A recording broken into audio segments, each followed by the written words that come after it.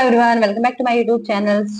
आज एक बहुत बड़ी गुड न्यूज है फ्रॉम दी सेंट्रल यूनिवर्सिटी, जिसमें सेकंड फेज के पीएचडी के जो एडमिशन है वो आउट हो चुके हैं। तो ये जो फॉर्म्स जो आउट हुए हैं वो दिल्ली यूनिवर्सिटी के हैं, जो कि दिल्ली में सिचुएटेड है, और एक सेंट्रल यूनिवर्सिटी। तो जिनका भी इंटरेस्ट है रिसर्च फील्ड में जाने का आगे, या रिसर्च करने का, पीएचडी में एडमिशन लेने का, तो जिन्होंने जो भी वेट कर रहे थे इस चीज का दिल्ली यूनिवर्सिटी में एडमिशन लेने के, तो उनके लिए एक बहुत बड़ी अपॉर्चुनिटी है।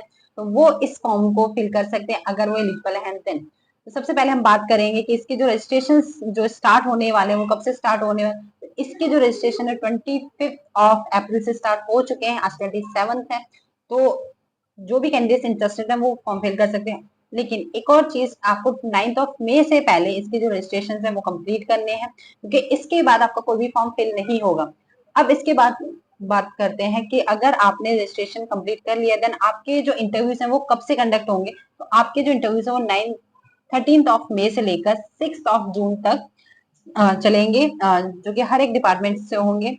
उसके बाद जो आपका सेंटर्स होने वाला है वो सेंटर आपका दिल्ली यूनिवर्सिटी नॉर्थ कैंपस ही होगा, और कहीं नहीं आपको जाना इंटरव्यू के लिए। लास्ट डेट क्या होगी पेमेंट ऑफ फी की, जैसे कि जो भी कैंडिडेट सिलेक्ट हो जाएंगे पीएचडी प्रोग्राम में, तो उनको उस 15 जून से पहले पहले अपनी जो फी है वो सबमिट करनी होगी। अब हम बात करते हैं कि ये जो आपके पीएचडी के फॉर्म है वो आप कैसे फिल कर सकते हैं। दिल्ली यूनिवर्सिटी की साइट पे पोर्टल है पीएचडी का फेज 2, उसमें आप क्या कर सकते हो, अपना फॉर्म है वो फिल कर सकते हो। और ऐसी कौन कौन सी बातें हैं जो आपको याद रखनी है इस फॉर्म को फिल करते टाइम, उसके बारे में भी जानेंगे। सबसे पहले हम बात करें रजिस्ट्रेशन फी क्या लगने वाली है, कि जो भी कैंडिडेट इसको फिल करेंगे। तो सबसे पहले जानते हैं, SC ST और PW कैंडिडेट्स के लिए सिर्फ 300 फी है पर प्रोग्राम। अगर आप एक से ज्यादा प्रोग्राम करते तो आपको फी भी उसी के अकॉर्डिंग देनी पड़ेगी। देन उसके बाद UR EWS OBC NCL में आपकी 750 फी है, जो कि पर प्रोग्राम है, और ये फी के अकॉर्डिंग। अब इसके बाद हम बात करते हैं कि इम्पोर्टेंट पॉइंट्स क्या है, कि जो फॉर्म्स निकले हैं वो किस किस डिपार्टमेंट में निकले हैं। जैसे कि faculty of arts, applied science, humanities, education, applied science, commerce, business studies, mathematical science, law, social science and others. इतने सारे डिपार्टमेंट्स में आपके जो फॉर्म्स हैं वो आउट हुए हैं। इतनी सीट्स हैं, आप अच्छी खासी सीट्स हैं, ज्यादा ज्यादा भी नहीं है कम भी नहीं है, बट इन सारी डिपार्टमेंट्स में आपकी सीट्स निकली तो आप फिल कर सकते हो।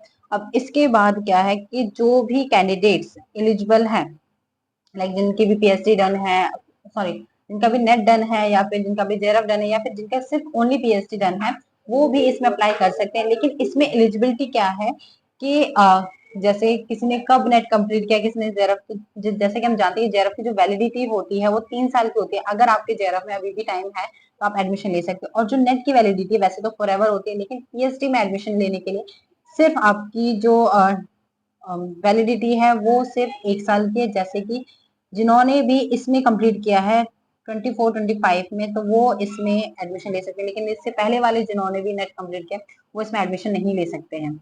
अब हम बात करते हैं कि रजिस्ट्रेशन अप्लाइंग पीएचडी, आप रजिस्ट्रेशन कैसे करोगे, अप्लाई करोगे। तो आपको क्या करना है, दिल्ली यूनिवर्सिटी के साइट पे जाना है, वहां पे सबसे पहले रजिस्टर करना है अपने आप को। रजिस्टर करने के बाद आप लॉग इन करोगे, सारी जितनी पर्सनल डिटेल्स हैं वो फिल करोगे। और डिटेल्स फिल करते टाइम आपको ईमेल आईडी और फोन नंबर बहुत अच्छे से याद रखना है, क्योंकि जो भी नोटिफिकेशन आएगी, जो भी मेल या कुछ भी इंफॉर्मेशन मिलेगी आपको उसी के थ्रू मिलेगी। तो आपको अपना यूजर नेम, यूजर आईडी सब कुछ बनाना है। उसके बाद जितने भी रिक्वायर्ड डॉक्यूमेंट्स हैं उनकी जो कॉपीज हैं वो सबमिट करनी है आपको।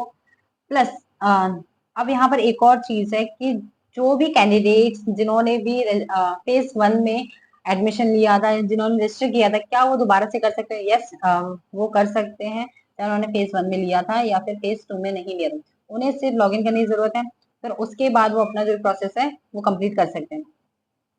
और एक और चीज के अगर मैं जैसे एच पॉइंट जो है, remaining wallet balance if any registration of phase 1 will neither be refunded nor be transferred for any other purpose।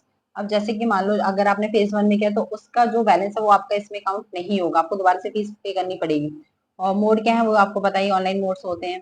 अब हम बात करते हैं जो सीट मैट्रिक्स है आपकी, वो क्या क्या है, कि किस डिपार्टमेंट में कितनी वैकेंसी है, किस कैटेगरी में कितनी वैकेंसी है। सबसे पहले हम बात करते हैं जैसे इंग्लिश, इंग्लिश बहुत सब्जेक्ट है जो अच्छा खासा है।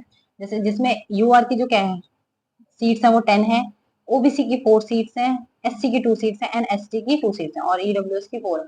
और जो आपकी PWS सुपर न्यूमेरिसी जो है सीट्स, उसकी सिर्फ 1 सीट्स है। तो ऐसी बाकी सबकी जो PDF के आप थ्रू सारी डिटेल्स चेक कर सकते हो कि किस, अब जैसे कॉमर्स डिपार्टमेंट जो कि मेरा है खुद,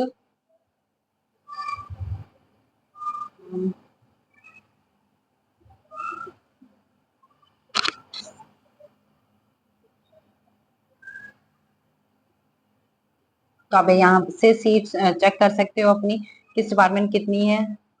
अब इसके बाद अगर आपको कोई भी दिक्कत होती है फॉर्म फिल करते टाइम या फिर कोई भी ऐसी परेशानी होती है, तो आप यहाँ पे हेल्प डेस्क से वहां पे कांटेक्ट कर सकते हो। प्लस आप नॉर्थ कैंपस भी जा सकते हो, दिल्ली यूनिवर्सिटी, वहां पे बात कर सकते हो। और जो जाने का टाइम है वो 10 से लेकर 5:30 तक है। आप कॉल कर सकते हो जो भी नंबर साइट्स पे अवेलेबल होते हैं उनको। तो ये तो जो भी कैंडिडेट्स इंटरेस्टेड हैं for the PhD admission programme, आप कर सकते हो। और मैंने खुद इंटरव्यू दिया था दिल्ली यूनिवर्सिटी में PhD प्रोग्राम का, तो उसका एक्सपीरियंस कैसा रहा कैसा नहीं, उसकी मैंने वीडियो अपलोड कर दी, तो आप वो देख सकते हो। अगर आपको यूजफुल लगती है, इन्फॉर्मेटिव लगती है, please watch this video and thank you so much.